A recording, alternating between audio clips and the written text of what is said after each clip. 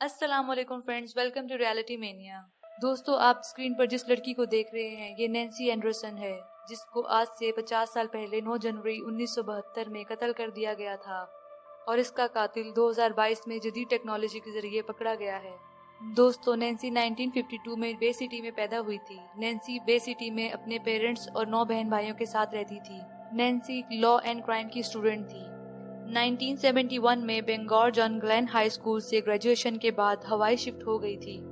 Nancy इस वक्त 19 साल की थी जब वो हवाई के एक शहर होनोलुलु में अपनी एक दोस्त जॉडी स्पूनर, जो उस वक्त 18 साल की थी, उसके साथ एक अपार्टमेंट में रहती थी। नैन्सी पास ही मैकडॉनल्ड्स में पार्ट टाइम जॉब करती थी। दोस्तों, नैन्सी बहुत ही फ्रैंक लड़की थी। वो स्ट्रेंजर्स के साथ भी बहुत जल्दी फ्रैंक हो जाती थी और हर किसी को अपने अपार्टमेंट में आने की इजाजत दे देती थी। दोस्तों, हमारी सोसाइटी में खुश मिजाजी को पसंद किया जाता है, मगर कभी कभी हमारी खुश मिजाजी भी हमारी मौत की वजह बन सकती है। फ्रैंक होना एक अच्छी बात है, मगर हर किसी के साथ फ्रैंक होना भी हमें मुश्किल में डाल सकता है। दोस्तों, नैन्सी की रूममेट जॉडी का कहना था कि नैन्सी की मौत से कुछ वक्त पहले जब वो अपार्टमेंट में आई तो उस वक्त नैन्सी के रूम में 2 सेल्समैन थे जिनके साथ नैन्सी बातें कर रही थी और उनके जाने के 10 मिनट बाद नैन्सी की दोस्त नैप लेने चली गई। कुछ देर बाद जॉडी को एक चीख की आवाज सुनाई दी। उसने ध्यान न दिया और वो सो गई। जॉडी की जब आंख खुली और वो रूम से बाहर आई तो उसे नैन्सी के रूम से पानी की आवाज आ रही थी। उसे लगा कि नैन्सी अब तक जा चुकी होगी जॉब के लिए। वो नैन्सी के रूम में गई। उसने देखा कि बेड पर ब्लड गिरा हुआ था और जब वो नैन्सी के वॉशरूम में गई तो उसने देखा नैन्सी की बॉडी खून में भरी हुई पड़ी थी। नैन्सी की बॉडी पर चाकू से वार किए गए थे।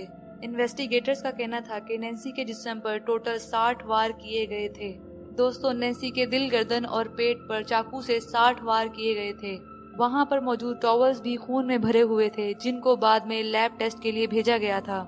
दोस्तों, जॉडी ये सब देखकर बहुत डर गई थी। वो भागते हुए अपने नेबर्स के पास गई और फिर उन्होंने पुलिस को खबर दी। पुलिस ने नैन्सी के मर्डर की इन्वेस्टिगेशन स्टार्ट कर दी। उस वक्त बहुत से लोगों से इन्वेस्टिगेशन की गई थी जिन पर पुलिस को शक था।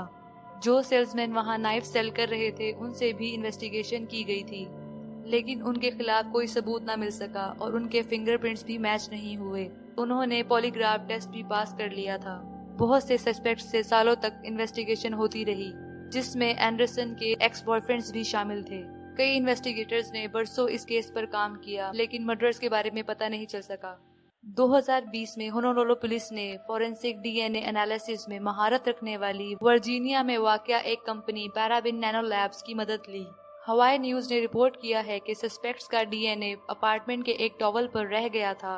होनोलुलु पुलिस डिपार्टमेंट के मुताबिक एंडरसन के मामले में उन्होंने सबसे पहले डीएनए फेनोटाइपिंग का इस्तेमाल किया था ताकि सस्पेक्ट के फिजिकल ट्रेट्स के बारे में मालूमात हासिल करके फिजिकल एविडेंस का पता लगाया जा सके, जो 1972 में क्राइम सीन पर मिले थे। माहिरीन ने फेनोटाइपिंग के जरिए ये मालूम किया कि सस्पेक्ट की उम्र 25 साल थी और वो साउथर्न और साउथ ईस्टर्न यूरोपियन नस्ल का हो सकता है और वो शायद ब्राउन या हेजल आंखों वाला, ब्राउन या ब्लैक बालों के साथ फेयर स्किन का हो सकता है। पैराबॉन स्नैपशॉट के मुताबिक उसके चेहरे पर थोड़े फ्रैकल्स थे या बिल्कुल नहीं थे। 2021 में पुलिस को एक टिप मिली जो चिरीला नामी शख्स के बारे में थी, जिसके बारे में पुलिस ने किसी को कुछ नहीं बताया कि उन्हें वो टिप कहां से और कैसे मिली। पर जराये का कहना है कि किसी अननोन पर्सन ने पुलिस को बताया कि चिरीला इस खून में मुलव्विस हो सकता है।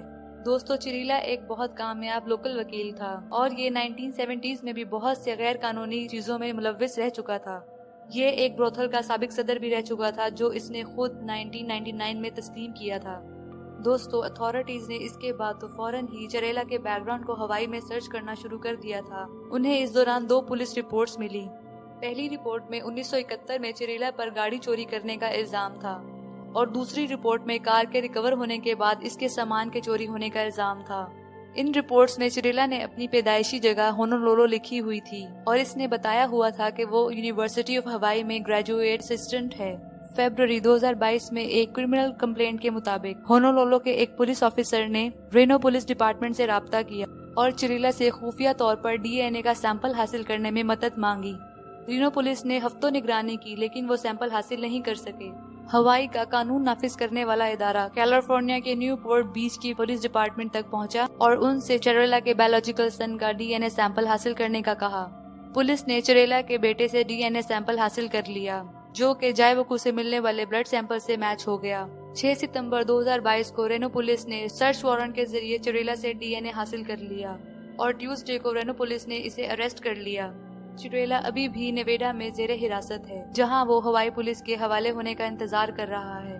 दोस्तों, चिरेला ने डीएनए सैंपल देने के बाद और अरेस्ट होने से 2 दिन पहले सुसाइड करने की कोशिश की थी, जिसकी वजह से वो हॉस्पिटलाइज भी हुआ।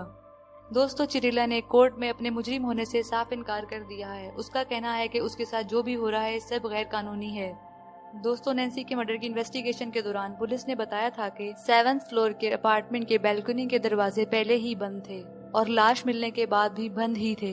बिल्डिंग की लिफ्ट चाबियों से चलती थी, जो सिर्फ उन लोगों को दी जाती थी जो वहां पर रिहाइश पजीर थे, और फायर एग्जिट स्टेयर्स का दरवाजा लॉबी से नहीं खुलता था। हर अपार्टमेंट के दरवाजे पर बाहर देखने के लिए एक सुराख मौजूद था, जिसकी वजह से इन्वेस्टिगेटर्स को इस बात का इम्कान है कि नैन्सी ने अजनबी के लिए दरवाजा नहीं खोला था। वो जरूर उस शख्स को जानती थी। इन्वेस्टिगेटर्स ने उन 2 सेल्समैन से भी इन्वेस्टिगेशन की जो उस वक्त नैन्सी के साथ देखे गए थे, लेकिन दोनों को अरेस्ट नहीं किया गया। सेल्समैन ने बताया था कि उन्होंने नैन्सी एंडरसन से अपॉइंटमेंट ली हुई थी, इसीलिए वो मिस एंडरसन से मिले और उन्होंने सेल्स टॉक की और कुछ देर बाद ही वहां से चले गए। जोडी, जो मिस एंडरसन की रूममेट थी, उसने बताया कि जब वो सोकर उठी तो उसने नैन्सी एंडरसन को मुर्दा पाया।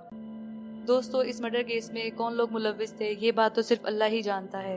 अपना बहुत सा ख्याल रखें। Have a meaningful life. मिलते हैं एक और कहानी के साथ। Subscribe to my channel. Video को लाइक एंड शेयर जरूर करें।